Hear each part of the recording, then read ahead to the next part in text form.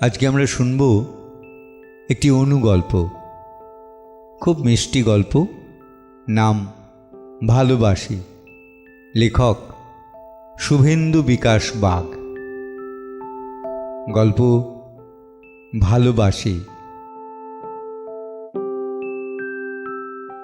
14ই ফেব্রুয়ারি সকালটা ছিল অদ্ভুত শান্ত। বসন্ত জাগ্রত দ্বারে পলাশ শিমুলের রং মনেও আগুন লাগিয়ে দেয়। নীলাদ্রি ভোরেই উঠে বারান্দায় দাঁড়িয়ে আকাশ দেখছিল। আজ তার আর তৃষার বিয়ের পর প্রথম ভ্যালেন্টাইন্স ডে। ওদের প্রেমের গল্পটা খুব জাঁকজমকপূর্ণ ছিল না।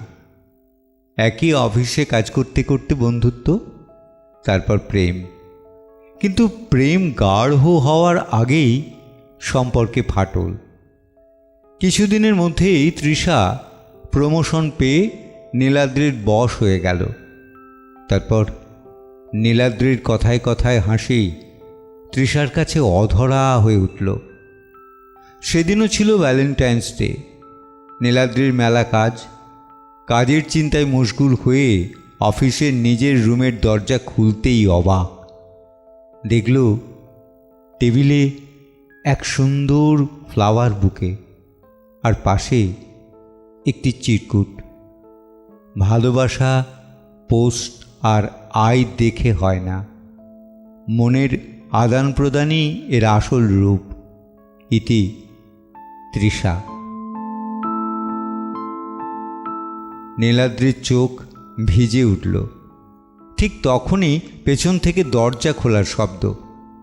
নীলাদ্রি বোবা।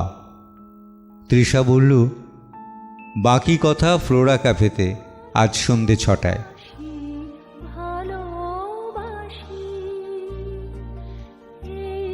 ক্যাফেতে রবীন্দ্রসঙ্গীত বাজছে, ভালোবাসি ভালোবাসি।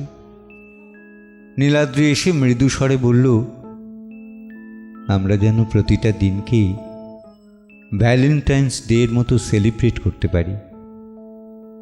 বাইরে আলো ঝলমল করছে, পাশাপাশি বসা দুজনের নীরব হাসি। কোনো দামি উপহার নয়, কোনো বড় প্রতিশ্রুতি নয়, শুধু একসঙ্গে থাকার আশ্বাস।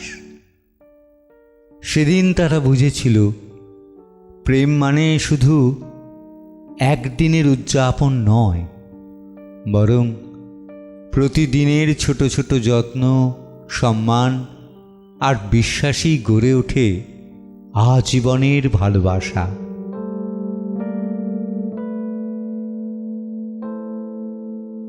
এতক্ষণ শুনছিলাম অনুগল্প ভালোবাসি।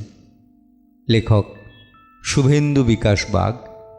লেখককে আমাদের আন্তরিক অভিনন্দন এবং ধন্যবাদ। গল্প পাঠে দেবাশিস নন্দী। যদি আপনাদের ভালো লাগে তাহলে অবশ্যই আপনার মতামত জানাবেন। ভালো থাকবেন। নমস্কার।